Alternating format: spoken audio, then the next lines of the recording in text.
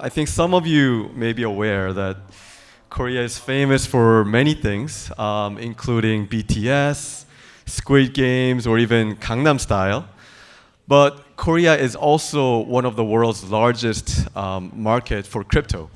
So if you ask ChatGPT, what's the world's biggest cryptocurrency trading markets, Korea is actually number 3, trailing just behind US and Japan.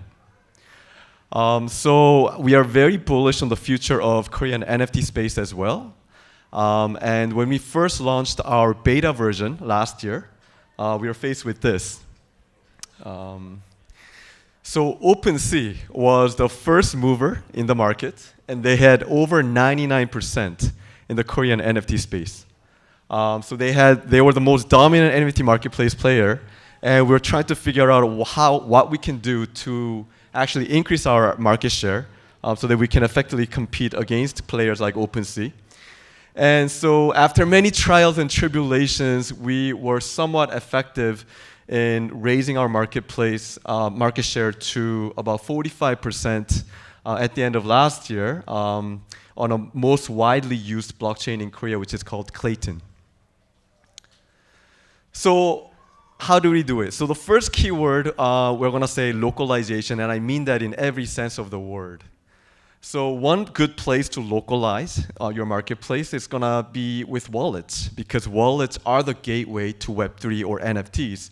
So what we did is these are all the wallets that we actually support on our marketplace.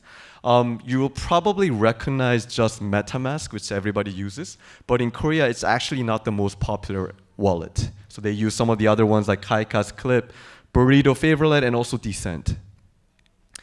What else can you localize? I think the key is gonna be contents, because you're targeting your relevant, you're targeting your audience, and you need to provide these relevant contents. And we've been working with some of the largest local companies and brands to bring these contents to the Korean market. So one of the reasons why content is going to be so important for your marketplace is because many of these NFTs, they provide a lot of these utilities that you can only use in that particular market. So for example, some of the companies that we're helping right now, they're providing valet parking services, they're providing art gallery admissions, hotel accommodations, and even like overnight party at one of the amusement parks. So going forward, as NFTs diversify away from PFPs and also digital art, they're going to further expand into some of the more real-life use cases, and so localization will become increasingly more important. Second keyword for us was all about partnerships. It's just like in dating. If you're doing long-distance dating, the chances are that it's most likely it will fail, right? So I asked one of our major partners, like, why did you partner with us as opposed to some of these other global players? And they're like, because you're here. When you're actually on the ground, working with them, just side by side, it's so much easier to do all these collaborative events. And this is one example where we partnered up with Vogue and GQ Korea to come up with Korea's first ever NFT digital runway fashion show. And we hosted thousands of people. A lot of Korean celebrities came to show up, and we also had a lot of fashion executives from Louis Vuitton, Hermes, Chanel, all these companies.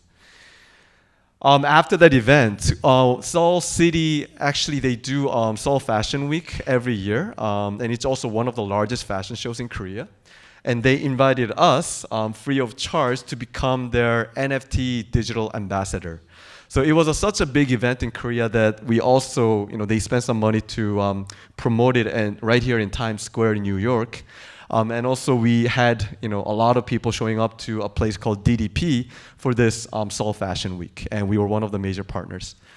So all in all, we have more than 100 partner companies, and also we help out a lot of different creators to onboard into this NFT scene.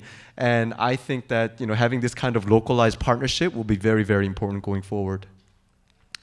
And the last key word is going to be community, obviously, because we're in this community stage right now. I don't know, when I first joined this industry about 2 years ago, I was really fed up with a lot of NFT platforms and NFT players that don't really do great customer service. You ask them a question, they don't reply back for weeks, or they come up with some kind of automated AI-generated response which doesn't really answer my question, right? So we wanted to really change that, and we are really engaged with our community when we run our projects, especially our NFT marketplace. So we really listen to them and try to cater to their needs. And these are some of the things that we did. So the first project that we did was Alap, which was the PFP NFT project. We followed that up with a decentralized exchange. Then we did AI NFT project. After that, we launched our NFT marketplace last year. And followed by that, we also had a DEX aggregator similar to 1inch. And then, customers were asking for some kind of like NFT liquidity thing. So we came up with NFT fractionalization service as well. But right now, we're focusing on NFT marketplace. And even for our NFT marketplace, we really listen to our users and our community. And they made so many great suggestions. Like, we incorporated like NFT news, which is in our marketplace right now, NFT minting calendar. We came up with notifications, and also the bulletin board for official project announcements, because these are some of the pain points that many of our community members are going through, and we delivered on their suggestions. So right now we have one of the largest Web3 communities in Korea, about 25 to about 35,000 right now.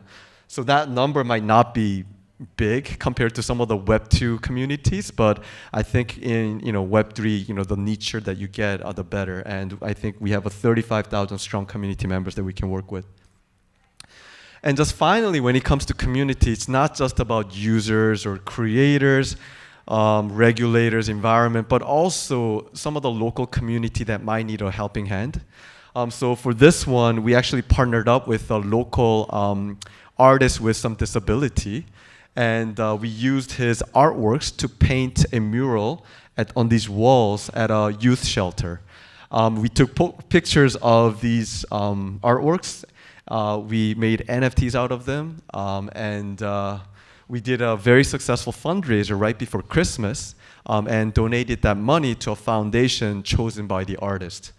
And something that we learned from working with some of these creators and artists is that they sometimes think really beyond themselves, and their reputation really matters to them, right?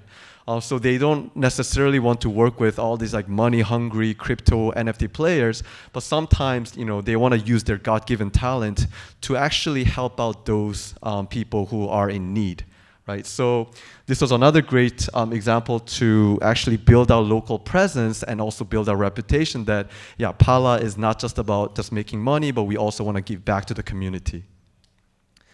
So in the end, this is how I really feel about having that right local presence. And with a bit of exaggeration, I think 100 emails are worth one phone call. 100 phone calls are worth one face-to-face meeting, and nothing beats a proper meetup with great food and drinks. And that's why we're all here in NFT.NYC. So I guess my final message for a lot of NFT players, especially if they're interested in NFT marketplace business, is that if you're a global player, start really thinking about building that local presence in markets where you think is going to be very important for you, right? And for local players, I know that the trading volume, transaction value is really, really low right now, but I think NFT will eventually become like air, right? We'll be breathing NFTs without even realizing it. So, start preparing now, when, there aren't too many competitors. And, having that title, like, the first NFT marketplace in a particular country, or becoming the largest NFT marketplace, those titles really matter to gain additional users. And also, a lot of the search engines or internet portals, they don't let you use those titles unless you really become one, right? So Pala, we also had to back up with a lot of data to use the title as Korea's #1 NFT marketplace. So I hope that you'll do some of the things that we've done to build your local presence in your respective markets. And let's give a round of Thank you. applause for our speaker. Thank you so much. That was excellent to learn about Pilot. Thank you.